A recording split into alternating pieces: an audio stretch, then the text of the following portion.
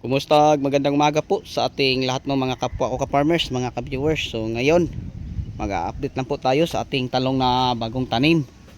So ito po ang talong natin na bagong tanim mga ka-farmers, no? Mga ka-viewers, kung saan nagpipitas kami ngayon. Yan. So marami pa ring maliliit na bunga, kagaya ng ating makikita nito. At saka mga bulaklak mga ka-viewers, no? So yon po ang ating bagong tanim na talong na Calixto F1, kung saan pinipitasan na po namin, no, sa pang 6 na bisis. So ito po ang ating napipitas. Yan, nagsisimula pa po kami mga kapwa ko ka-farmers na nag-classify. Okay, so yon po ang harvest natin, no, sa bagong tanim natin. So ang variety po ng ating talong na pang 6 na bisis na pipitasan ay Calixto F1 po ng Swiss Seeds Company. So hindi pa tapos kasi nagpipitas pa po sila. At saka yung dito sa likuran ng misis ko, yun po ang ating bell pepper. At ito naman po ang ating 6 month old na talong na ay variety po nito ay Calixto F1. So ngayong 25 po ng January, mag 7 months old na po siya. So may pipitas po tayo, papa tayo, pero konti na lang mga ka-farmers, no? At least meron pang maintenance.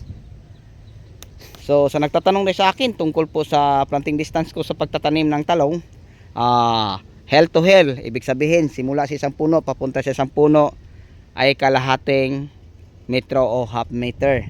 Tapos row to row ay 2 meters. Okay, so yun po ang 2 meters mga ka-farmers, no? Pwede din basta talian. Pag walang tali, hirap din. So ito naman po ang 1/2 meters. So pag 1/2 meters sobrang masikip. At ito naman po ang 2 meters, no? Tapos may labis pa na 2 ruler. Malapit po mag 2.5 meters kasi dati po ay linya ng tanim natin na ampalaya. So yun po mga ka-farmers ko, sa lahat na nagtatanong sa akin sa planting distance, ang maganda 2 meters, no? Tapos ang hill to hill half meters. Kasi dito sa area na to sa San Roque, Bawan, Batangas, parang nagkuha pa lang ako ng experiment kung mapaganda pa po natin ang tubo ng talong.